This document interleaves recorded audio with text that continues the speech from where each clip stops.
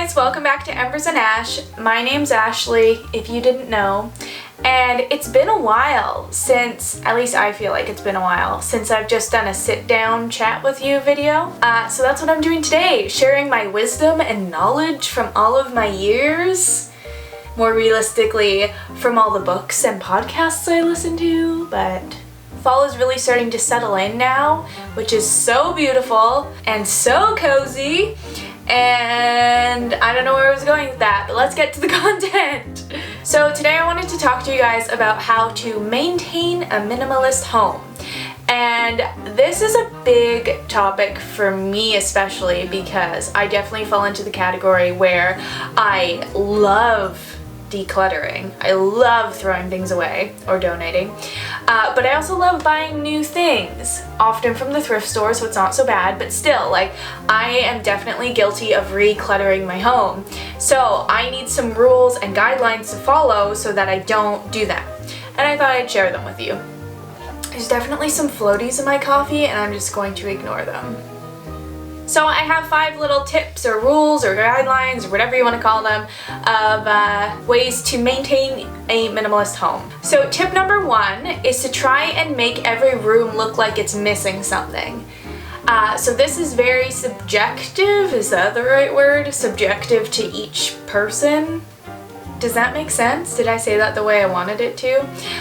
This is different for every person because I might think a room looks empty and someone else might think it doesn't. So to each their own, but this is a really big deal for me because I love adding little decorations, and if I limit myself and tell myself to make the room look more empty, then I'm preventing myself from adding new things, right?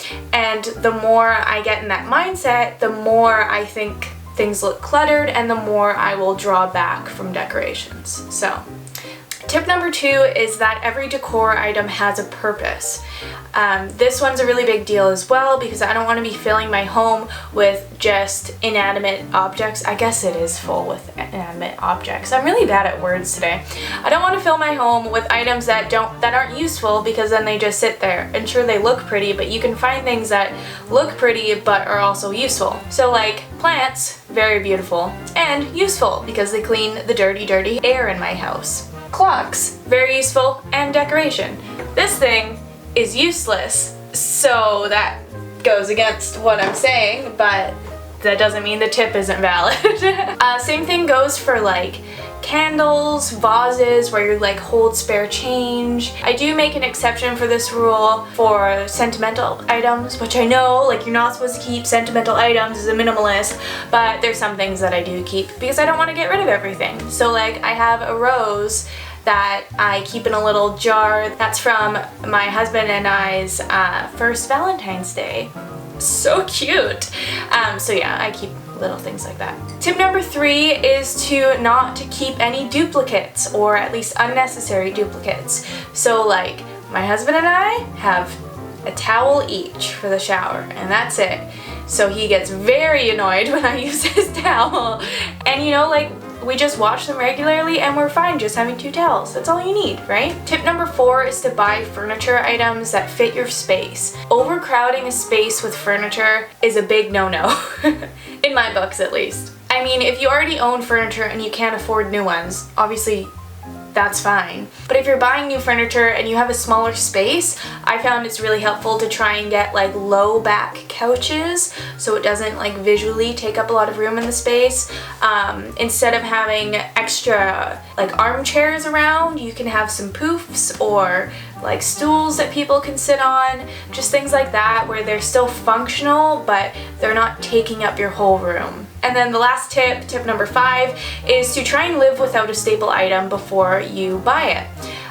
This goes back to my video I did on first apartment mistakes, items that you don't need to buy, because I find a lot of the times you just have it in your head like, I'm supposed to own this item because I'm an adult and this is what adults have.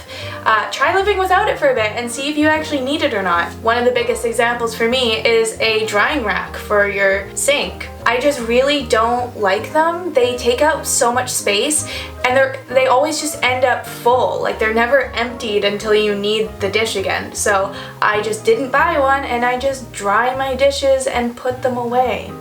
I know, radical. So yeah, those are my 5 quick tips for you guys on how to maintain a minimalist home. I hope you found these helpful. If you guys are interested in more videos about minimalism, I have a video where I talk about the truth about minimalism, so dramatic, where I just kind of go into the lies and misconceptions about minimalism and what it really means. So thank you guys so much for stopping by and watching this video, and I'll catch you in the next one. Bye!